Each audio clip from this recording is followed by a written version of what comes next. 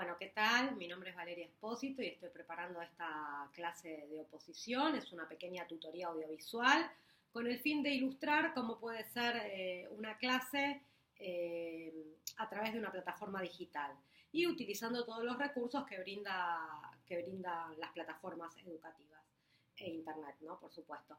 Bueno, el tema de la clase de hoy es las organizaciones e instituciones atravesadas por el poder en lugar de la reproducción y de las instituciones totales. Tiene muchos fragmentos este tema, es un tema bastante abarcativo, así que bueno, vamos a tratar de ser sintéticos porque está toda la bibliografía subida a la plataforma.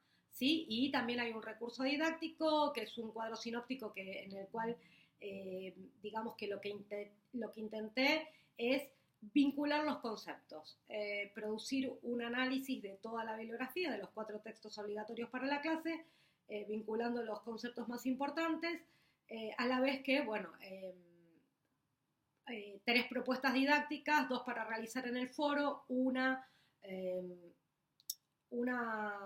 tentativa de trabajo final, pero bueno, eso lo dejo para comentarlo a posteriori. Bien,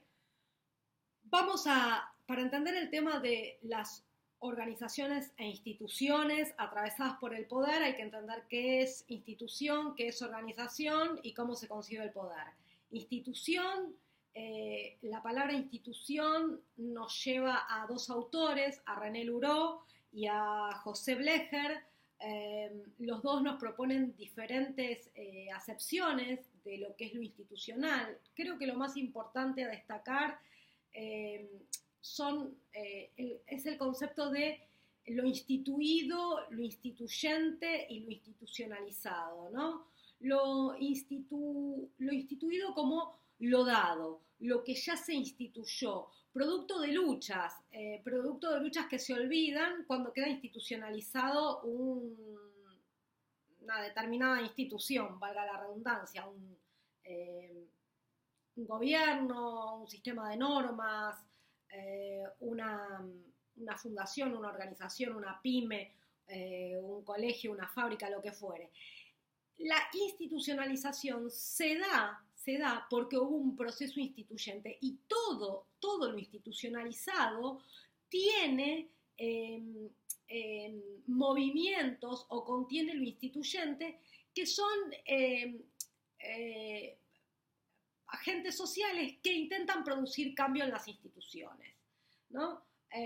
Esto por un lado. Y después está lo institucionalizado o la institucionalización como un proceso de burocratización de eso que fue institucionalizado, es decir, un proceso en donde se generan normas, con cuerpo de normas, cuerpo de leyes, procedimientos, estructuras jerárquicas bastante estancas, con el fin de sostener esa institución. Esto sobre todo desde la perspectiva de René Luró. También cabe aclarar que este autor concibe a la institución como una norma que nos atraviesa, o una norma universal, o un conjunto de normas que nos atraviesan. Es decir, todos nosotros somos fragmentos de institución. En este sentido, me parece importante destacar que el concepto habla de algo en cierta medida abstracto, ¿no? En cierta medida, sí, abstracto. Ahora, es interesante entender que de las instituciones, este conjunto, este cuerpo de normas, coagula o se materializa en organizaciones, es decir, se disponen recursos humanos, financieros, económicos, edilicios, espacios, tiempos, normas, jerarquías, con el fin de conseguir algún tipo de objetivo. No sé, en una institución educativa será educar, en una empresa familiar será vender el producto. Y bueno, después tenemos el caso de las organizaciones o instituciones totales de las que vamos a hablar a posteriori, a las que se refiere Goffman, que son, por ejemplo, instituciones de encierro tales como como las cárceles, los hospicios, reformatorios, conventos. Bueno, de este tema también habló extensamente, pero es una categoría más abarcativa la que utilizó Michel Foucault para referirse a, no habló de instituciones totales, sino de instituciones de encierro. Lo refiero más que nada no porque sea parte de la bibliografía específica, sino por si alguien lo leyó en otra materia y le resuena, como para que pueda activar categorías previas que ya tiene para darle entrada a estas nuevas categorías, ¿no? Entonces, lo que yo planteaba era esta cuestión de la organización como la materialización de la institución. La organización siempre persigue fines y las organizaciones están atravesadas por la división del trabajo y por tal están atravesadas por las lógicas de poder. Podemos decir que no hay solamente una concepción de poder, también de esto habló el autor que acabo de mencionar, Foucault, pero no me quiero referir a eso porque no es un autor específico de la materia comunicación institucional, pero digamos, podemos decir que en cuanto a poder tenemos el poder formal y el poder informal. El poder formal es el que se aprecia en el organigrama. Son las autoridades de una organización, es la jerarquía, ¿no?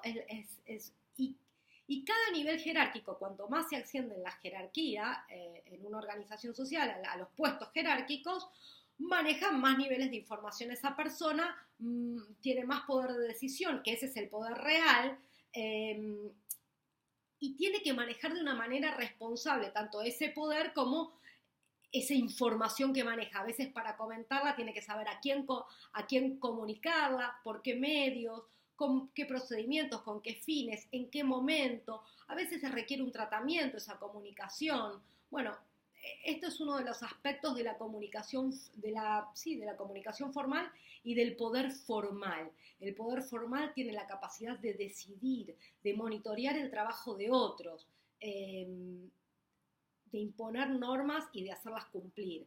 Luego tenemos el poder informal. El poder formal se expresa en los el poder formal se expresa en los organigramas de las instituciones, en donde vemos quién depende de cada persona, qué departamento depende de cuál, es decir, quiénes mandan y quiénes obedecen. Luego tenemos otro poder más difuso, es el poder de los grupos, de las redes de personas que ejercen presión sobre la institución, se llama poder informal. Y este poder informal, bueno, tiene el poder de conducir sus esfuerzos para lograr los fines de la institución, pero también los fines para sí mismo. No se aprecia en el organigrama esto de una institución, sino que se aprecia en un instrumento que se llama sociograma, en donde se expresan los vínculos, digamos, en una visión simplista. Esto lo dice el texto que tengo como bibliografía obligatoria de González. En una visión simplista uno podría pensar que el dueño de una empresa es aquel que define y toma todas las decisiones, pero esto no es así, sino que lo cierto es que toda toma de decisión dentro de una organización está sometida a negociaciones y a deliberaciones. Siempre es un interjuego entre diferentes actores sociales. Un concepto interesante que lo marca, que lo trabaja Gerard Mendel, que es un sociólogo francés, es el del acto poder, porque me parece un concepto muy interesante para tener en cuenta, ya que el acto poder es un concepto que refiere a cómo uno tiene poder sobre los actos propios, sí, sobre los actos propios, sobre controlar el acto propio, sobre controlar los procesos y saber que todo acto individual produce ciertas consecuencias, ¿no? Y me parece interesante este concepto porque luego, cuando veamos algunas nociones del texto de Goffman, Internados, que va a hablar y definir el concepto de instituciones totales, vamos a ver cómo a los internos justamente se les mortifica el yo o se les destruye el yo a través de quitarles este poder sobre su propio acto, porque se regulan absolutamente todas sus conductas. Bien, Con respecto, entonces, definí institución, definí organización brevemente, definí diferentes instancias de poder, dije que el poder formal está asociado a las jerarquías, no me quiero olvidar de nada, voy a consultar acá. Una cosa interesante a tener en cuenta es que en toda organización hay grupos y estos grupos tienen representaciones de sí mismos y de los otros, de su propio grupo y de los otros grupos, y que con estas representaciones va a trabajar Goffman cuando analice el manicomio en el que estuvo un año él mismo internado, digo internado entre comillas porque no creo que no pudiera salir, sino que, bueno, fue a hacer un trabajo de campo allí, notable, realmente notable, y a describir todo lo que pasaba en esa institución total o institución de encierro. Y estos grupos tienen representaciones de sí mismos, eso los ayuda a ubicarse en una posición social particular, en una escala de la jerarquía social definida, así como también adentro de una estructura familiar. Digo esto porque el concepto de grupo y de internalización de las instituciones está asociado a conceptos de la psicología y se llaman específicamente, digamos, la perspectiva psicosocial y la perspectiva sociodinámica, o en otros términos, lo intrasubjetivo y lo intersubjetivo, ¿no? Podemos referirnos un poco a eso. Lo intersubjetivo es cómo yo me veo a mí mismo, cómo me veo a mí mismo en relación con los otros, al grupo al que pertenezco y a los otros grupos. Y lo intersocial tiene que ver con cómo yo me veo, cómo mi grupo es una representación colectiva, una internalización colectiva, cómo mi grupo se ve a sí mismo, a los otros grupos, a la organización, a la institución y a la comunidad a la que pertenece, ¿no? Y estas representaciones van a ser representaciones a tener en cuenta en todo análisis institucional, ¿sí? Y van a ser los lugares por los cuales el análisis institucional va a poder intervenir. Bien. Había hablado de lo psicosocial, es muy parecido a lo intersubjetivo, es un término de José Blecher, dice que aborda las representaciones que el sujeto tiene de sí mismo, de sus vínculos, de las instituciones, del mundo social y natural, y lo sociodinámico aborda al grupo tomado como una unidad, analiza internalizaciones que el grupo tiene de cada miembro, de las organizaciones, de otros grupos y de la comunidad. Es decir, son términos equivalentes, nada más que difieren porque los nombran distintos autores. Bueno, van 13 minutos, así que no quiero aburrir. Esto pretende ser solamente una tutoría, por cuanto voy a cerrar hablando de las instituciones totales de Goffman. Voy a decir la definición específica de Goffman de instituciones totales. Es un lugar de residencia y trabajo donde un gran número de individuos en igual situación, aislados de la sociedad por un periodo significativo de tiempo, comparten su encierro con una rutina diaria administrada formalmente. Bueno, ¿qué quiere decir esto? Bueno, lo que va a plantear Goffman es que cuando a una persona se la declara insana mental y, digamos, tiene su suerte lo lleva a ser parte del manicomio, va a ser producto de un montón de maniobras, de tácticas, de manejos por parte del personal, que vendría a ser lo que podemos llamar la jerarquía, que lo va a manejar y va a mortificar su yo, en pos de desarmarlo, en pos de debilitar la identidad de esta persona. Goffman va a decir que una de las maneras en que el yo de la persona se mutila es, por ejemplo, sacándole todos sus elementos personales, su vestimenta, su corte de pelo, la manera en que se presenta frente a los otros.